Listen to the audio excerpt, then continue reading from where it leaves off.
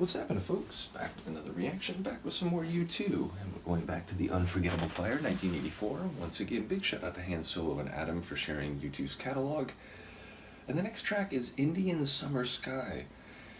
Indian Summer, it's a phrase that I had heard, I didn't quite remember it, and when I saw this song title, like a couple reactions ago, when I was looking at the track listing on Discogs, I was like, okay, wait, where do I know that expression?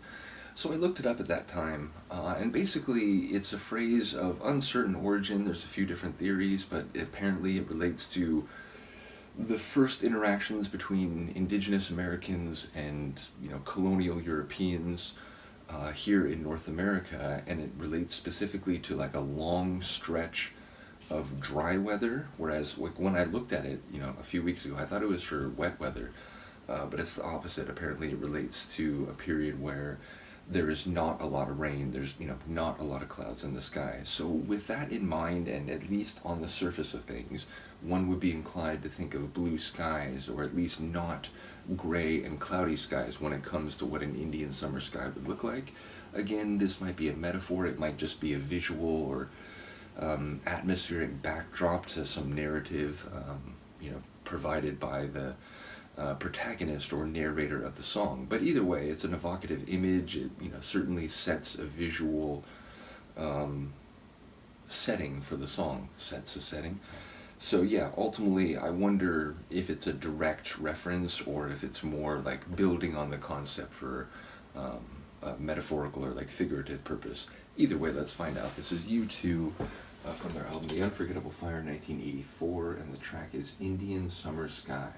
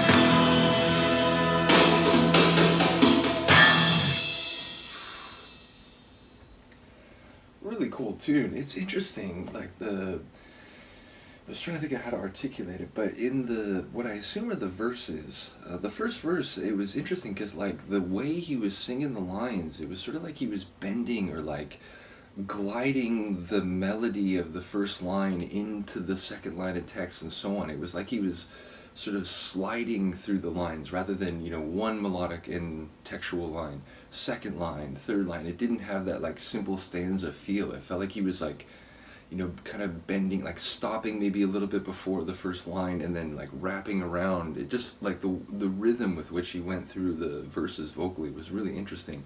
The chorus, I think there was like, I don't know if it was like a pre-chorus and then a chorus, or if it was the chorus and then like a post-chorus bridge or something, but basically the sections offset from what I think were the verses had like more like typical Bono singing, though again you can feel the vocals on this album just really going to incredible heights. Maybe not the biggest performance here, but some moments where he's really showing power but still with like a very silvery like tone. So yeah, I like the way the vocal delivery in this one was sort of twofold. It had like two different idioms like offset against each other. And then, there's moments like with a lot of U2 tracks where I'm focusing on the different elements, moments where those rolling drums were catching my ear. The guitar riff at the beginning, it was sort of like a quick riff that would sort of float off into the sky, and then like a shorter one, and then it would go back to that quick riff again. And then at the end there was like a sort of like a triple bass rhythm, or it was like one and then a triple, I think. But yeah, ultimately the different elements of their sound standing out at different points along the way with the tune, which I feel like I have said on a number of occasions. So good to be back with the regular reactions. Not sure about the meaning. I mean, what was it, The Longest Day? I do love that, what I think was the chorus or maybe the post-chorus, but the like idea of along the way, the spark that started it all or something to that effect was going out, was fading, and like all on this longest day, which I don't know, like are we talking equinoxes and then Indian summer, the idea of it maybe being drier for longer than you would normally expect it. Yeah, ultimately, it's weird though, because it's, when I looked this up, it said it was of North American origin, and it was like, okay, maybe I sort of remember that, but I feel like what memory I did have of it before seeing it in the track list, now maybe a month ago, was that it was like a British phrase. It was something that was like, oh, well, maybe colonial, India, and then maybe like wetter, like summers. But no, like apparently it's like, the Indians in the way that English-speaking world thought that originally, the North American colonies were, somehow India. But either way, it's not an expression I hear people use here. Like I never hear people say like, it's been a bit of an Indian summer lately, right? Like I never hear that.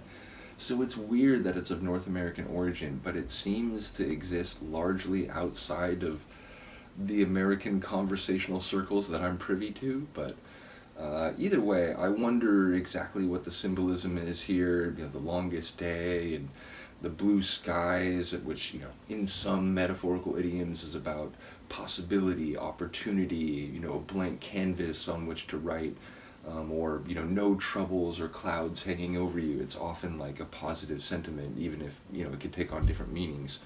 But either way, I'm curious to hear what people have to say, as I do always do with music, going back to before I did YouTube videos. I will continue to listen and, you know, pick up maybe individual passages and meaning over time. Either way, it's good to be back in the reactions. As I said, do let me know what you think of this one. I will see you next time. Peace.